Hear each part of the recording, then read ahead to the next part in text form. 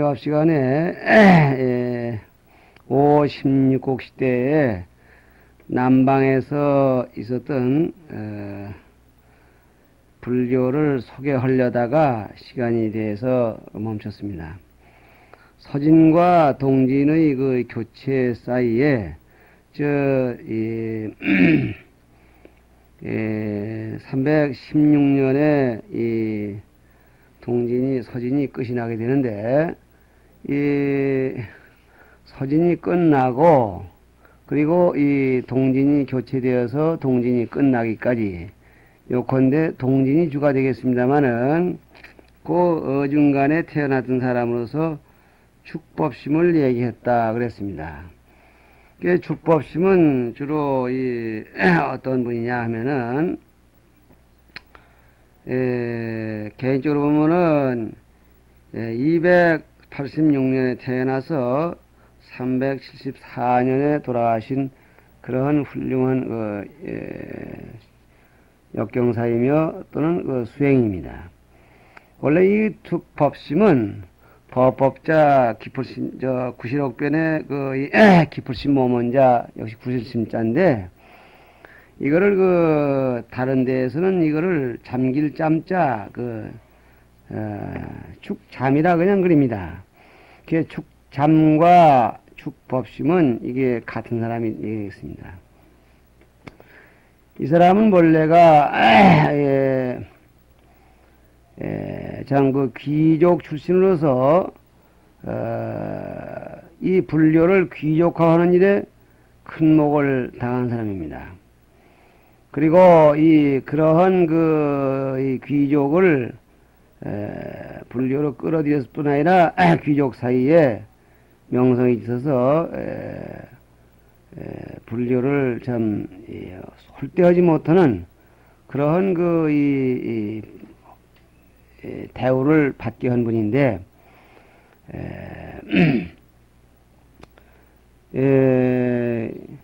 이분은 지금 동진과 서진과 동진 그 사이에서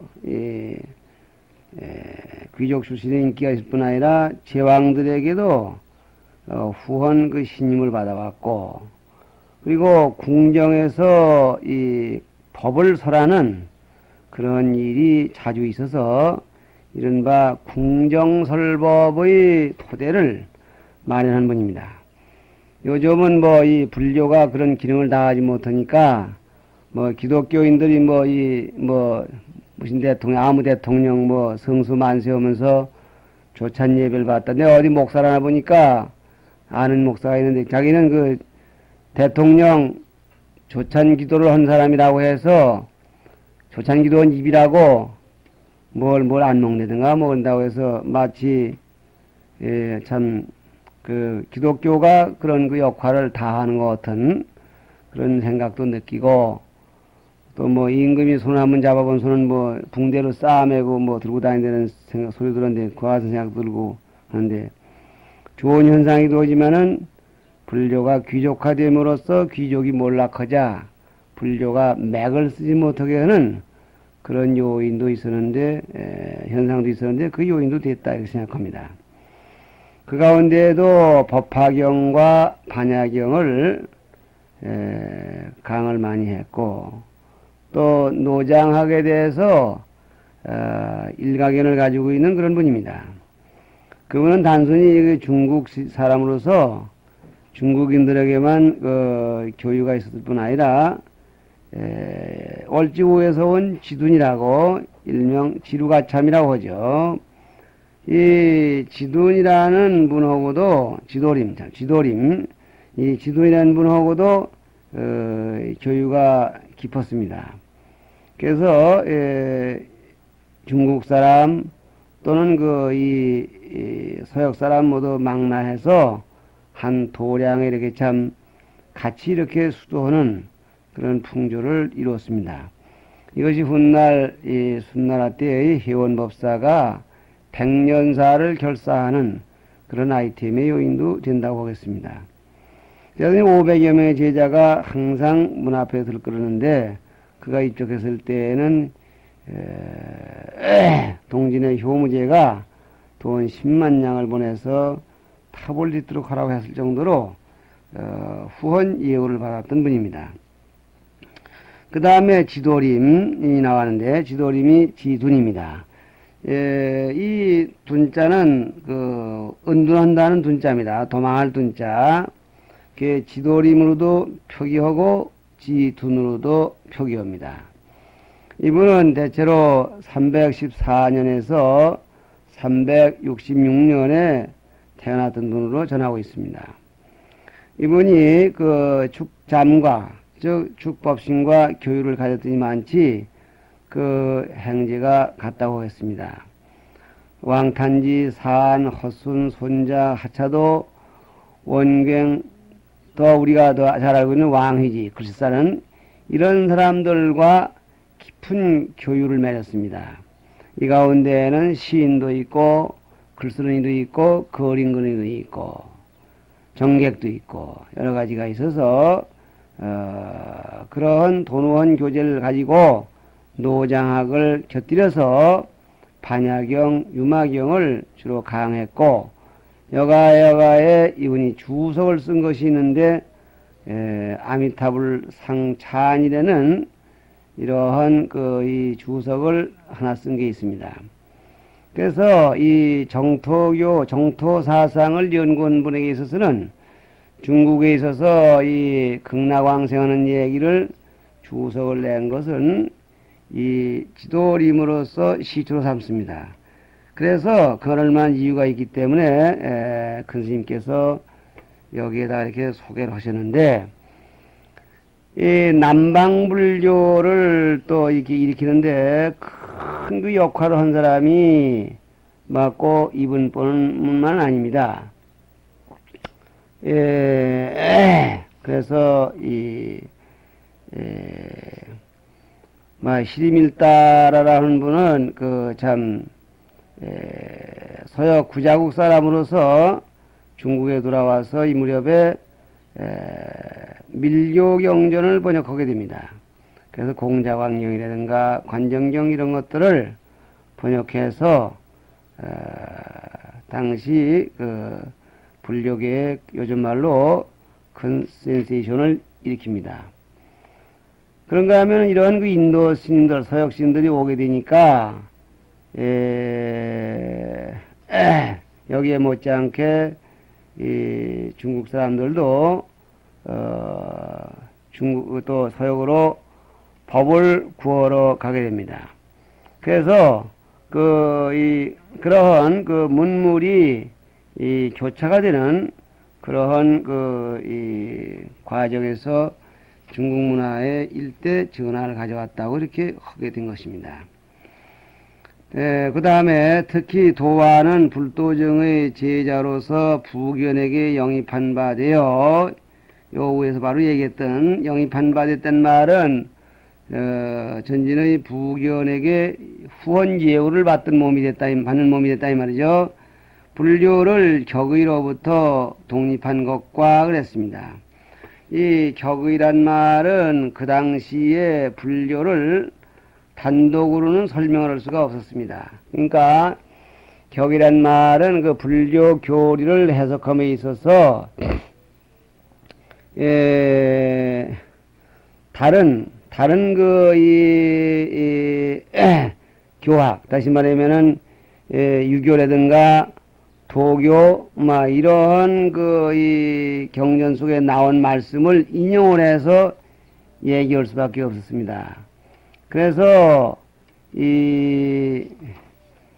뭐냐면은 가령 불교에 있어서 열반 그러면은 열반이라는 말이 뭐라고 어떤 것이라고 설명을 해도 알아먹을 수가 없으니까 그러니까 도교에 있어서 신선의 세계 이런 데든가 유교에 있어서 또 무슨 옥황상제라든가 이런 식으로 이것은 불교의 이 얘기는 유교의 어느 것과 같다. 꼭 유교나 도교의 걸 끌어다 대는 것을 격이라고 했는데 그런 일 없이 단독적으로 부처님은 어떠한 분이다.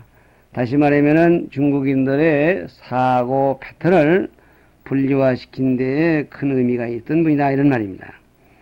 그리고 비담 연구의 기초를 만든 것과 그리고 구마라십을 서역으로부터 영역하려 한 것 등은 중국 불교 학상의 명성이 아닐 수 없다. 그래서 구마라습은 요 다음에 나옵니다만은 이 도안이 구마라습이 서역에 그런 대학자 있다는 걸 알고 그분을 어떻게 모셔오면 좋다고 이게 건의해서 구마라습을 모셔오도록 이렇게 그 부견에게 진언합니다. 그래서 결국 부견이 모셔오긴 왔지만은 모셔다가 참 미시고 큰 사업을 못하고 멸망하게 되었습니다. 그렇긴 했지만은 그런 대학자를 중국으로 모셔올 수 있는 그런 계기를 만들었다는 것은 대단히 중요한 일입니다. 뿐만 아니라 이 진시대 동진 서진 양대의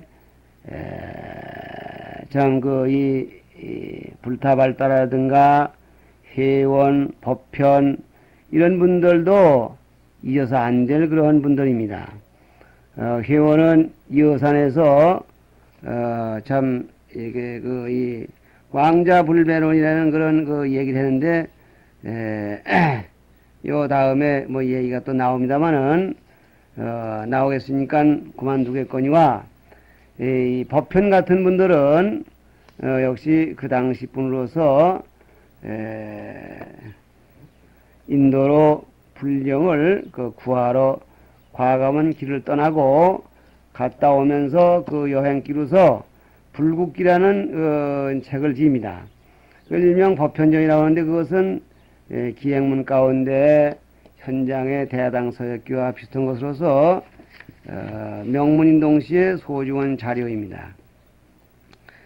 이와 같이 해서 초창기에 불교를 들여오는 그런 과정을 한 단원 끝냈습니다. 18페이지 17페이지 마지막 줄에 과모티 제목 두 번째 역경의 대진과 교리의 윤국을 했습니다. 동진 이후 남북조까지는 그랬습니다. 동진 이후 남북조까지는 교의의 연구에 정진한 시기니 일반 사회로 하여금 불교를 알게 하고 불도들이 교리를 깊이 연구하여 널리 홍포한 때이다 그랬습니다. 요 이상 제1단원을 불교를 자꾸 전수한다. 즉 불교를 받아들이는 시기에 수입하는 시기라면은 요 시기를 저작하는 시대라 이르겠습니다. 동진 이후 그러면은 서기 317년 이후가 되겠고 동진이 존재하면서 516국이 병존합니다. 그래서 이 516국이 존속하는 즉 동진의 약 50년간이라는 그 기간을 거쳐가지고 결국은 다시 남북조 시대라는 시대로 들어가게 됩니다. 탁발시된 사람에 의해서 중국 대륙을 일단 통일하게 되는데 그도 역시 이 주강이남으로는 통일을 못다 해서 실질적으로 본토를 다 통일한 거지만은 이 남쪽에는 송제양진이라 하는 이른바 이 남조가 생기고 북쪽에 이 탁발시의 윗나라가 생깁니다.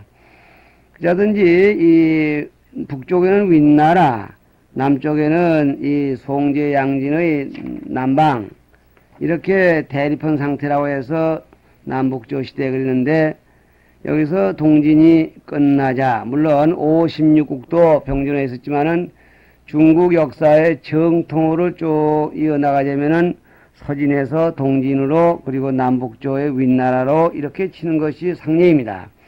그래서 동진 이후 그런 얘기는 5호 16국이 겸하여 없어진 얘기고 남북조에 돌입한다는 얘기는 탁발씨가 윗나라를 세운 것을 얘기를 합니다. 그래서 남북조 기간이 대체로 불교를 저작하는 시대다, 씹는 시대다, 이렇게 보는 거죠. 그래서 요 위에서 얘기한 바와 같이 동진의 말이요, 56구 가운데 56구 가운데 한 부족인 부견이 부견이 결국은 도안의 청에 의해서 구마라습을 다려오려고 그랬습니다. 다려온다는 말은 영입한다 이 말이겠죠. 영입하려고 지금 사람을 보내는데 여광으로 하여금 5만 군을 거느리고 구자국을 정벌케 하였다 그랬습니다. 그러니까 5만이 50만이죠. 50만. 그 구자국은 물론 서역에 있는 나라죠. 고차. 근데 여광은 나습을 내리고 양주까지 와서는 부견이 패망한 소식을 듣고 자립하여 왕이 되매 그랬습니다. 그러니까 여기 지금 그 여광이라는 사람이 부견의 그 문장군으로서 나가서 지금 그 싸워가지고 이 목적은 달성했는데, 목적을 달성하고 돌아오자 보니까 벌써 나라는 망해버렸다. 자기가 섬길 그 임금은 망해버렸고, 그러니까 도리 없이 나라를 세우는데 그 자리가 고장이라는 자리고, 거기에서 나라를 세우는데 나라 이름이 후양입니다. 그러니까 이 부신에 있던 그 부신의 밑에서 섬기던 그 장수가 다시 나라를 세우고 후양, 뒤후자 손을 양자 그 나라를 세우고 자립하여 왕이 되매 나습은 그랬습니다. 따라오던 나습은, 그러니까 어찌 보면 이 양반도 그 명성은 높고 재주는 있지만은 불쌍하다고 할까요? 이렇게 전란통에 죄송한 말씀으로 이렇게 참 명성 높은 죄로 이국당의 불모로 지금 붙들려 왔습니다. 나습의 연대는 343년에서 414년이라고 합니다. 어쨌든지 이 나습이 16년 동안 양주에 있다가 410년 후진 요홍의 청을 받고 장안에 들어와서 역경사업을 행하여 묘법 연화경 유마힐 소설경, 모들제자가 되는데요, 모들제자가 아니라 말씀원변에 기울길 두개 한자입니다. 유마경이라고도 하죠. 유마힐 소설경, 금강 반야경, 무량수경, 대지도론 등 75부 384권을 번역하였고 그랬습니다. 그러니까 이분이 참 구마라스 끓이면은 구역시대의 대표자라고 이렇게 얘기를 합니다. 요 앞에 시간에 축법호를 얘기했습니다마는 그러한 분들이 번역하고 있던 그러한 이 토지 위에, 땅 위에 지금 이분이 이렇게 참 불경을 대작을 번역하고 또 번역하는 그 사례 같은 것을 오늘 보이게 됩니다.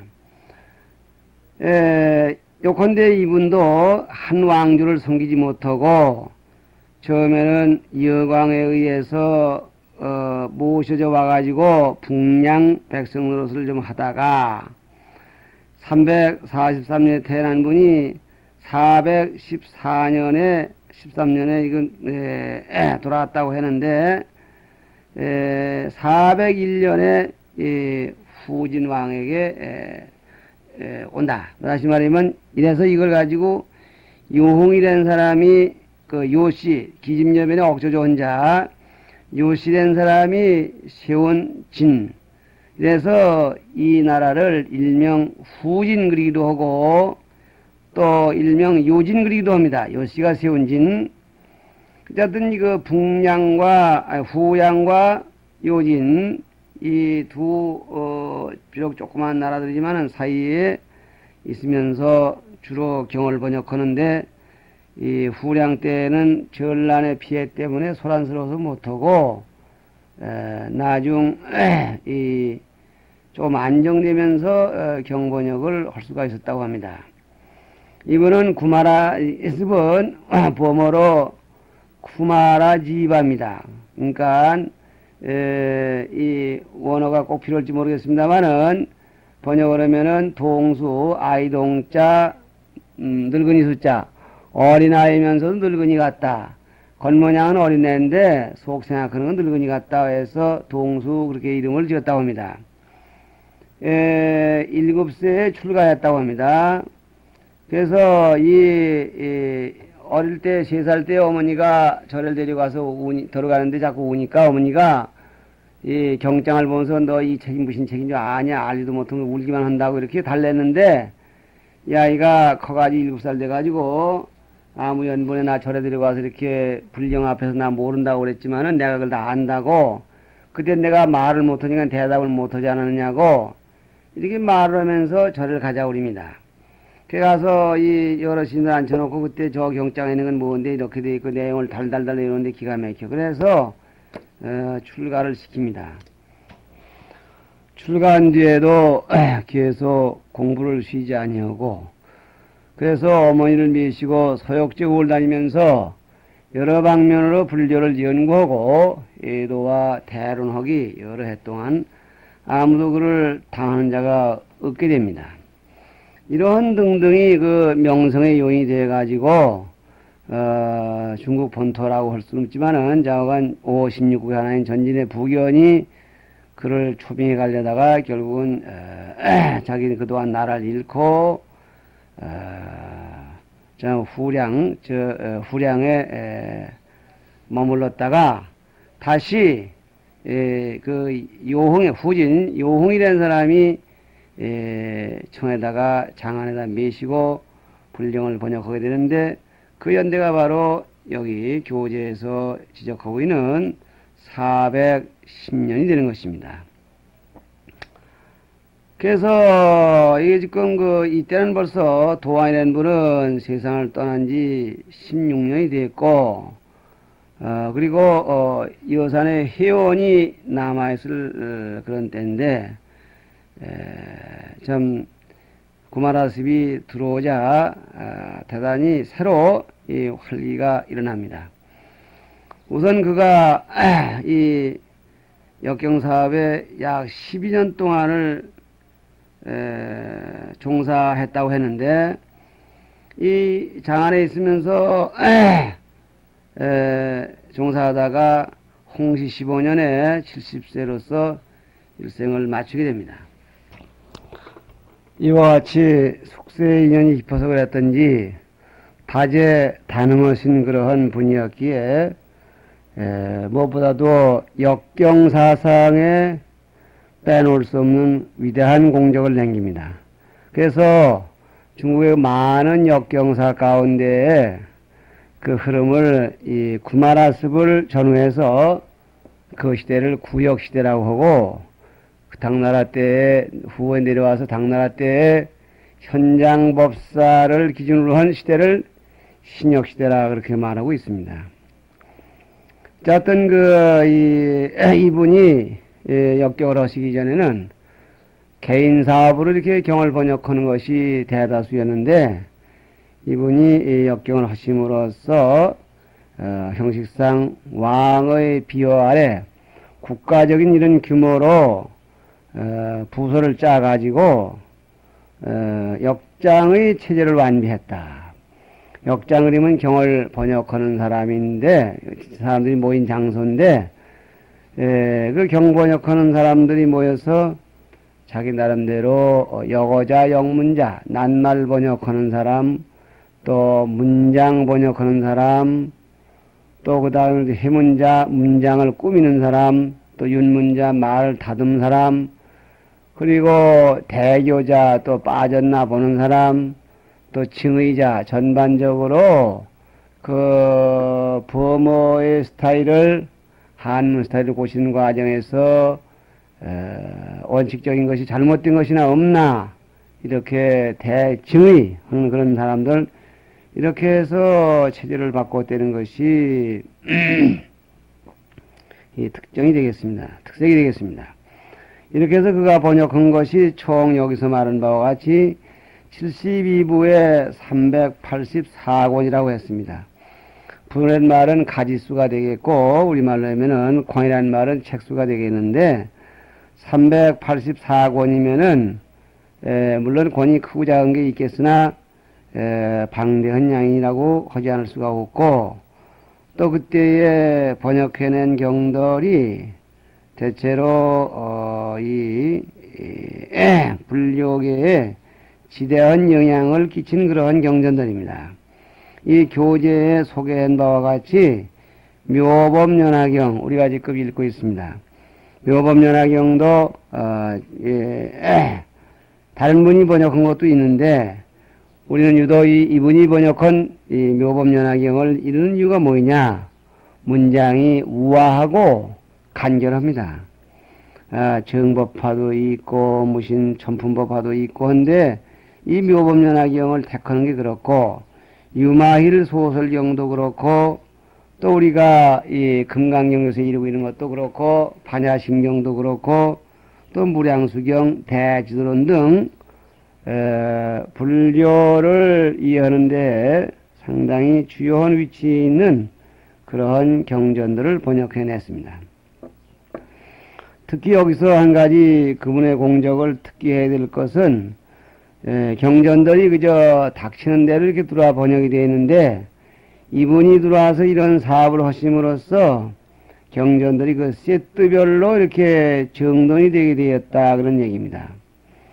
요컨대 무슨 얘기냐 하면은 이분이 번역한 가운데 대지도론, 중론, 백론, 십이문론 이렇게 됨으로써 이것이 중관 삼론종 이 교전이 확보가 됐습니다. 또 그런가 하면은 반야경에다가 대지도론에 또 이렇게 하고 되고 보면은 이 반야부의 그 소위 경전이 그 세트가 이루어지게 되는 것입니다. 그분은 이렇게 경전을 방대한 양에 걸쳐서 번역해 냈을 뿐만 아니라 이 강을 한 것이 하나의 새로운 붐을 일으켰다 할까. 그래서 완전히 중국화하는 데 큰 공헌을 했습니다. 역장에는 반드시 강서를 하는 그런 이 풍조가 이루어졌는데 수천 명이 항상 따랐다고 했습니다. 승만경을 설할 때에 100명, 대분반야경을 설할 때 500명, 유마경을 설할 때 1200명, 법화경, 사기법천경을 설할 때 각각 2000명, 이분들이 역장에 모여서 토론하고 강설하고 그래서 그분의 제자가 모두가 3000명인데 진리를 터득한 사람이 모두 80명이나 된다고 이렇게 얘기를 하고 있고 그 가운데 승조, 승예, 도생, 도융 이 네 분을 이른바 사법사라고 해서 물론 나습의 사법사죠. 나습 밑에 나온 네 법사라고 해서 당대의 불교를 크게 현양시키는데 큰 공헌했을 뿐만 아니라 후대 불교에도 지대한 영향을 끼친 분들입니다. 그래서 승조라고 할 때 중성 벼설조 잘 알죠? 그 다음에 중성 발그레, 그 다음에 길도 날생, 길도 화할령 이렇게 씁니다. 시간 돼서 여기서 잠깐 쉬었다 하겠습니다.